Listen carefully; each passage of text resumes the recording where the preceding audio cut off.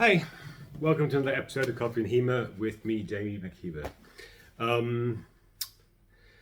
Today I'm trying to wrap up on talking about judging and tournament rule design because I've been talking about it for a while now, and I want to move on to other topics. But before I do that, I want to talk a bit about kind of what I've seen as kind of common judging areas that you want to consider when you're doing rule design, right? And HEMA judges don't have the best rep. I think we all know. I think it's a bit unfair, to be honest. I think there are plenty of really good HEMA judges out there who make few mistakes. And I think that also those who do make mistakes have probably been kind of thrown in the deep end in a lot of cases. Because a lot of clubs don't train judging, a lot of people don't necessarily do any judging outside of a tournament environment. And much like if you just go into a tournament as a fencer and you've never done any training and you've never done anything else, you're not going to be very good at it. The same is true of judging. So you should train your judges. That's a separate conversation, a separate video, but I'm not sure I'll be able to do that anytime soon. But all judges make mistakes. And the mistakes are not random. I've done a lot of judge training and I've done a lot of fencing with different judges, as well as kind of seeing different judges as a tournament manager, kind of going around and seeing what all the judges are doing and trying to give them some feedback. There are some things that judges are better at and some things that judges are worse at. So the first thing I want to say is, in most circumstances, judges are not wrong about whether a fencer got hit. In most circumstances, let me just park that. I'll come back to the caveat there for the circumstances that they are. In most circumstances, judges are pretty well aware that someone got hit. What they're generally not very well aware of is where they got hit.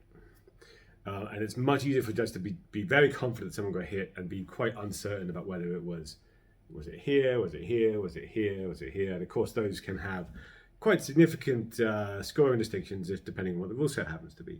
So hit location is a common error, particularly on the borderline. Is this torso? Is this torso? Is this torso? Right? On all those borderline examples of hit location, judges are generally struggle with some of those more than whether the hit happened in the first place. They're not generally wrong about type of hit, right? So thrust versus cut, that's pretty obvious in most cases, outside of kind of missed thrusts and maybe some slicing actions. They can be quite inconsistent.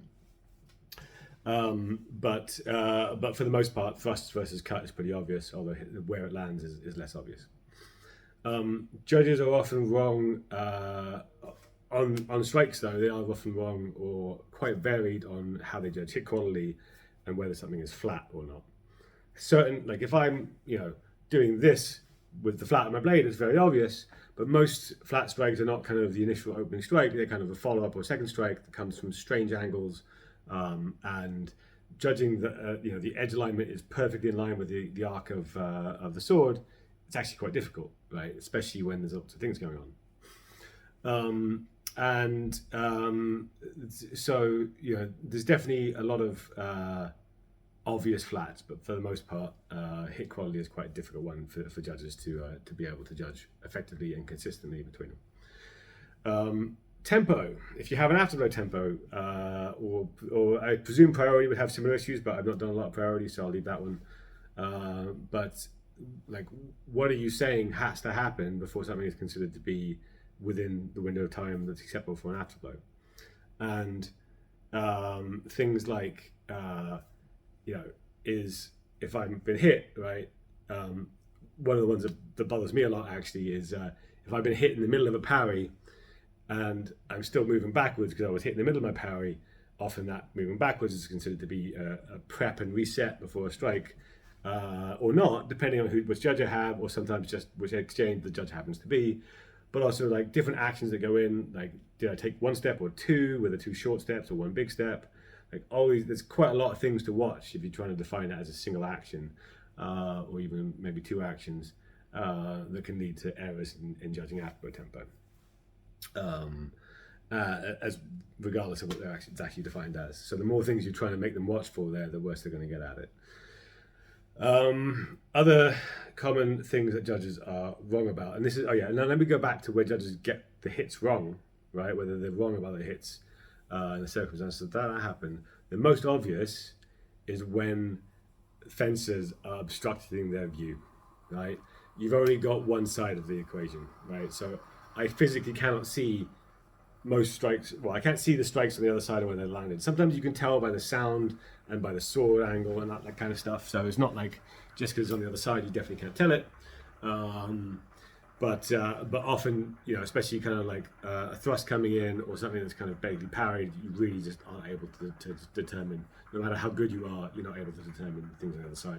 That's why everyone has at least two judges, right? You know, at least one on both sides, so you've got both of those angles. It's even worse for paired weapons like sword and buckler and rapier and dagger. Often, things coming under the defensive weapons, so the dagger or the buckler. There's a lot of moving parts between both fencers and body parts that can obstruct both judges' views in those circumstances. I find that rising strikes are this annoying thing in sword and buckler, that rising strikes under the buckler are incredibly effective and incredibly hard to judge. So yeah, that's a great fun kind of component there. False edge strikes often have a similar issue with they get confused with being flat a lot. So both kind of a shield howl strike or something like Varney calls a Swiss strike. You know, because they're kind of twisting the sword into a different edge that's than expected. Often they get called as flat. They're often coming at a different angle than expected as well. I had another one. Yep, and the last one I'll touch upon that is super common is whether a strike got through a parry or not.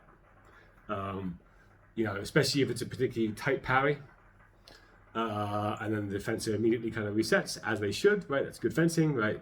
Someone parry, you hit, you reset, right? It can be very difficult, even as an experienced judge, to know whether that got through. In many ways, it's worse with the thrust. And particularly with the thrust of the mask, because they often glance off and look like they didn't connect or purchase, even though that's just the mask doing what it's supposed to do. So kind of strikes through a parry in particular, because you don't get the sound effects that you would expect, because the sword sound of the clash is kind of going through it. They're things that judges are particularly hard for judges to get right. So for the most part, as I say, judges are normally right, somebody got hit, except for in all circumstances where the fencing has made it very difficult to do that. You should be very careful with judges on hit quality. It's likely to be highly inconsistent. I missed another one. You should be force levels, that what is an acceptable force level before it becomes too hard. That's another one in the kind of a similar to hit quality that people are quite varied on. Afterload tempo, people are quite varied on. Hit location, people are quite varied on. So as an organizer, you can mitigate some of these things by simplifying your definitions as far as possible, right?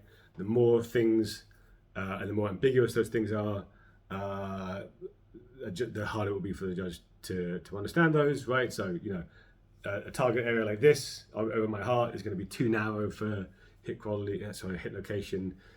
Defining, for instance, head as kind of head and shoulders area makes it much simpler, so you can use rules to mitigate that. One step is a much easier after rule than one tempo. I put that out there as well. But also the best way of mitigating all these things is to train your judges. I'll probably do a video at some point about judge training, but when I do judge training, I actually isolate a lot of these things and try and focus on just training one of these at a time, as well as kind of controlling the fencing match and sort of ignore the other aspects for a little bit before you then kind of bring it back together. So judges make mistakes. It will always happen. Don't pretend otherwise. But absolutely thinking about what kind of mistakes they're making can help you understand how to mitigate and change your rules, change your judging training, change your approach to mitigate common ones that come up again and again. Thanks for watching.